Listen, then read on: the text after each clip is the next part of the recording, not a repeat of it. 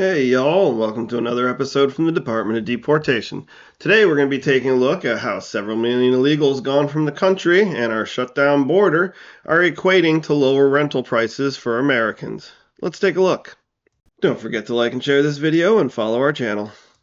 So last month in January, we had yet again another month in a row where rental prices are down over last year.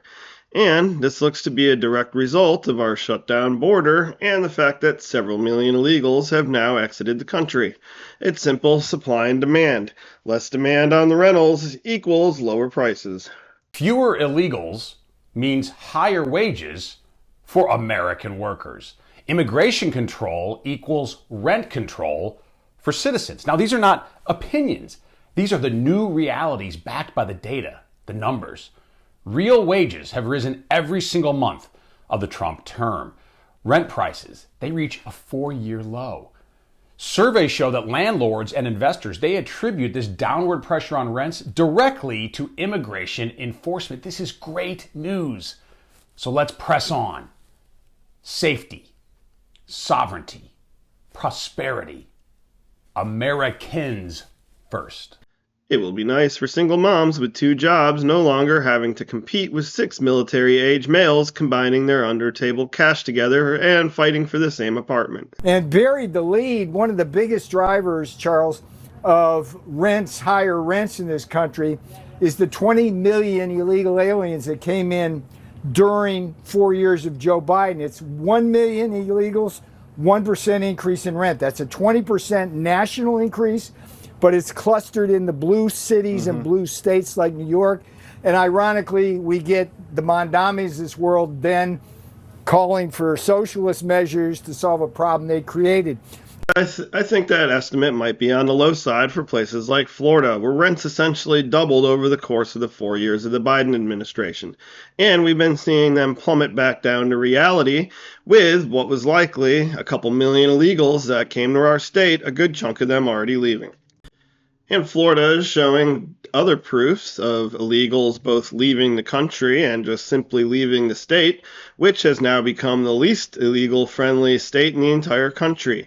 We see things like school participation is way down in virtually across all counties in Florida. Then we see additional ways that Americans are going to be having lower prices for housing, and things like Section 8 now about to be requiring proof of citizenship. What a strange concept. HUD, U.S. Department of Housing and Urban Development, is now connected to DHS. This created a few flags. Now, anybody who's renting Section 8 or any kind of rental assistance, or you're a landlord, this is important. As of the 23rd, you have 30 days to verify everybody living on your properties is legally allowed to be in this country. Every tenant must be verified. You have 30 days to do it. They found nearly 200,000 tenants needing to be re-verification.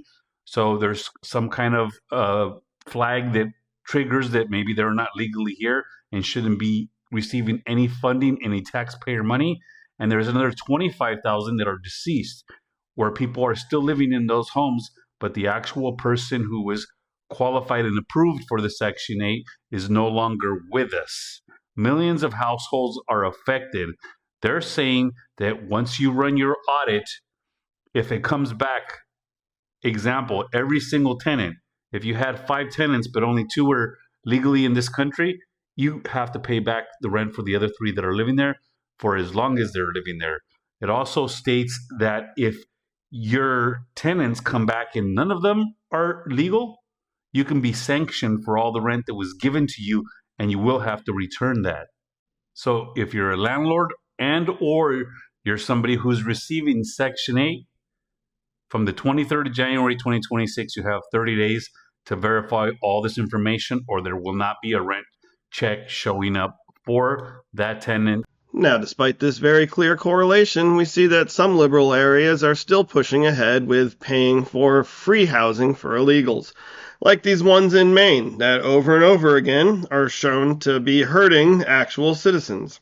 Even though I'm generally against taxpayer-subsidized housing for anybody, if we are going to have it, it really needs to be for American citizens. Illegals should get 0 government benefits.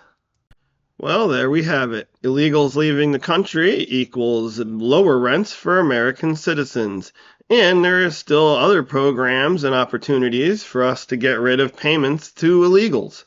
Well, that does it for this episode. Don't forget to like and share this video, follow our channel, and if you like any of the shirts that you saw in the video, go to our Etsy shop.